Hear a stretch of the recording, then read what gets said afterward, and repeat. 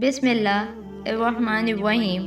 अस्सलाम वालेकुम नाज़रीन, आज हम आपको इस वीडियो में बताएंगे कि वो कौन से 9 लोग हैं कि अगर वो रोज़ा ना रखें तो उन्हें कुछ भी गुनाह नहीं होगा।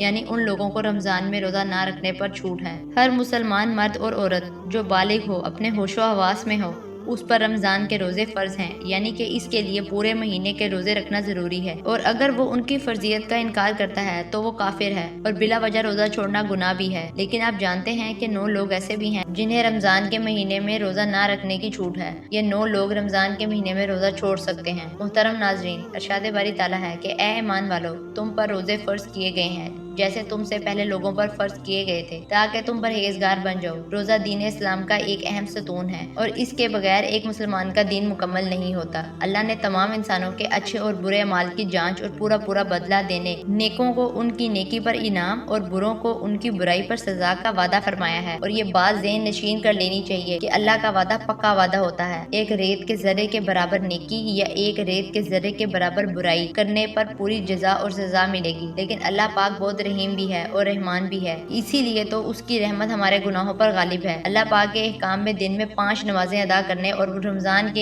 एक महीने के रोजे रखना हर बालिग मुसलमान पर फर्ज है। और अल्लाह को अपनी मखलूक से इतना प्यार है कि वो अपनी मखलूक को किसी मुश्किल में नहीं देखना चाहता है। इसलिए अपनी रहमत से इस बबरकत और रहमतों वाले महीने के सदके अल्लाह ने 9 लोगों को रोजा रखने में रायत और छूट दी है। नंबर 1, बीमार आदमी। सबसे पहला इंसान जो रोजा छोड़ सकता है वो बीमार आदमी, जो इंसान सख्त बीमार है। तो ऐसे इंसान के लिए रोजा ना रखने की छूट है। अगर ऐसा बीमार आदमी रोजा नहीं रखता तो उस पर कुछ भी गुनाह नहीं। अब ये भी जान लीजिए कि ऐसी कौन सी बीमारी है कि जिसमें रोजा ना रखने की छूट है। हम आपको बताते हैं।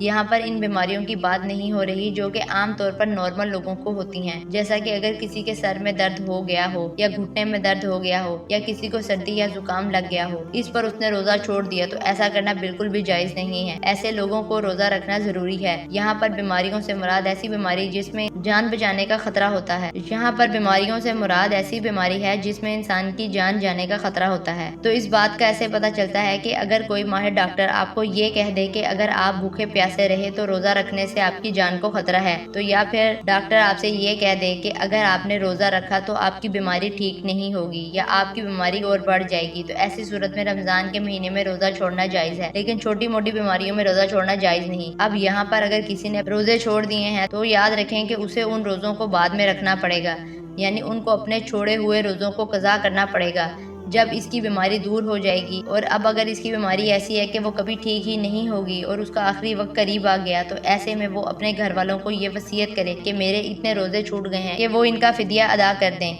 और फिदिया ये है कि हर एक रोजे के बदले में एक मस्कीन को दोनों टाइम पेट भरकर खाना खिलाए। नंबर 2, हामला यानी प्रेग्नेंट औरत, यानी दूसरे नंबर पर हामला औरत है। अगर ऐसी औरत हो और रोजा रखने पर उसको और उसके बच्चे की जान को खतरा हो तो ऐसी औरत भी रमजान के महीने में रोजे छोड़ सकती है। उस पर कोई गुनाह नहीं होगा। ऐसी औरत के लिए भी रोजा ना रखना जायज है। लेकिन याद रहे कि ऐसी औरत भी अपने छूटे हुए रोजे बाद में रखे। और अगर कोई हामला औरत है और उसका माहिर डॉक्टर उसे ये कह दे कि रोजा रखने से उसकी या उसके बच्चे की जान को कोई खतरा नहीं, तो ऐसी औरत के लिए रोजा रखना जरूरी होगा। नंबर 3, ज्यादा बुढ़ापा होना, यानी तीसरा शख्स वो है कि वो अपनी उम्र के आखिरी बढ़ाव में पहुंच जाए, यानी कि कोई शख्स बहुत ज्यादा बूढ़ा हो गया हो। तो अगर कोई ऐसा शख्स है जो अपने बुढ़ापे की वजह से अपनी जगह से उठ भी नहीं सकता, बैठ भी नहीं सकता और अपने बुढ़ापे की वजह से इतना कमजोर हो गया है कि उसमें रोजा रखने की बिल्कुल भी ताकत नहीं है, तो ऐसा शख्स भी अगर रमजान के महीने में रोजे नहीं रखेगा तो उस पर कोई गुनाह नहीं होगा। तो ऐसे बूढ़े शख्स के लिए भी रोजा छोड़ना जायज है। लेकिन याद रहे कि ऐसे शख्स के लिए भी फिदिया अदा करना जरूरी है। और फिर अगर ऐसे शख्स में बाद में इतनी ताकत आ जाए और वो अपने आप को तंदुरुस्त महसूस करे,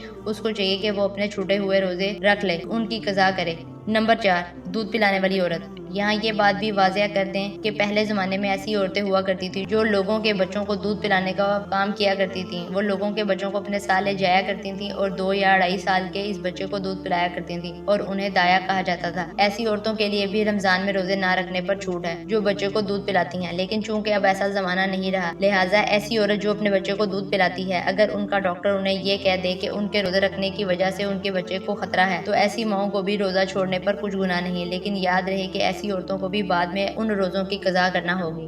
نمبر 5، پاگل یا دیوانہ شخص، یعنی پانچواں شخص وہ ہے جس کا ذہنی توازن خراب ہو چکا ہے اور وہ پاگل یا دیوانہ ہو چکا ہے، اور جو اپنے آپے سے باہر ہو چکا ہے، اور جو بہکی بہکی باتیں کرتا ہے، اور جو اچانک بے ہوش ہو جاتا ہے۔ تو ایسے لوگوں کو بھی روزہ چھوڑنا جائز ہے، یعنی کہ اگر ایسا شخص بھی روزہ نہ رکھے تو اس پر کوئی گناہ نہیں ہوگا، لیکن ایسے شخص کو بھی چاہیے کہ بعد میں جب وہ ٹھیک ہو جائے تو اپنے چھوٹے ہوئے روزوں کو قضا کر لے۔ نمبر 6، حیض و نفاس والی عورتیں، یعنی ایسی عورتیں جن کے ماہانہ پیریڈ چل رہے ہوں، وہ حیض والی عورتیں اور ایسی عورتیں جنہوں نے بچے کو جنم دیا ہو، یہاں پر ایسی عورتوں کا بھی روزہ رکھنا جائز نہیں۔ ایسی عورت جب بعد میں پاک صاف ہو جائے تو اس کے لیے ضروری ہے کہ اپنے چھوٹے ہوئے روزوں کی گنتی پوری کر لے۔ نمبر 7، سفر پر ہونا، یعنی مسافر ہونا، تو ایسا انسان جو حالت سفر میں ہے تو اس کے لیے بھی روزہ نہ رکھنے کی چھوٹ ہے، اور روزہ نہ رکھنے پر اس کے لیے کچھ گناہ نہیں ہوگا۔ لیکن یہ بات بھی جان لیجئے کہ اس سلسلے میں سفر کیسا ہوگا، تو ہم آپ کو بتائیں گے کہ جو سفر 82 کلومیٹر سے زیادہ ہو اور وہ کم سے کم 15 دن کے سفر کی نیت کر کے گھر سے نکلا ہو، تو ایسے مسافر شخص کے لیے روزانہ روزہ نہ رکھنے پر چھوٹ ہے، لیکن جب اس کا سفر ختم ہو جائے تو پھر اس کے لیے روزہ رکھنا ضروری ہو جاتا ہے۔ یہاں پر یہ بات بھی قابل ذکر ہے کہ اگر کوئی شخص سفر کی حالت میں ہے اور وہ یہ کہے کہ وہ روزہ ضرور رکھے گا تو ایسا مسافر سفر کی حالت میں بھی روزہ رکھ سکتا ہے اور اس کا روزہ ہو جائے گا۔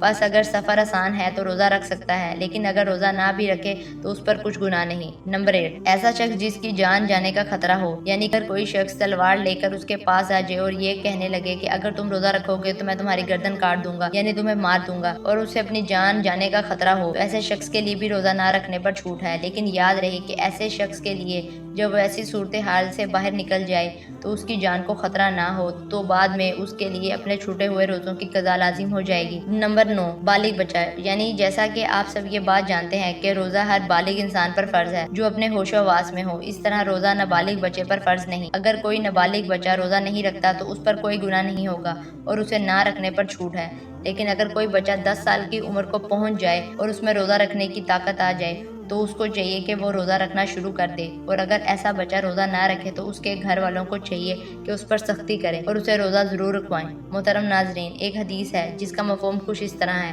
کہ رسول پاک صلی اللہ علیہ وآلہ وسلم نے فرمایا، تمہارے پاس ایک رمضان کا مہینہ آیا ہے جو مبارک مہینہ ہے، رب تعالیٰ نے تم پر اس کے روزے فرض کیے ہیں، اس میں آسمان سے رحمت اور مغفرت کے دروازے کھول دیے جاتے ہیں، اور اس میں دوزخ کی آگ کے دروازے بند کر دیے جاتے ہیں اور شیاطین کو بیڑیاں ڈال دی جاتی ہیں۔ جو اس کی خیر سے محروم رہا یقیناً وہی محروم رہا۔ اگر آپ کو ہماری یہ ویڈیو اچھی لگی ہو تو ویڈیو کو لائک کریں اور ہمارے چینل کو سبسکرائب کریں۔ شکریہ۔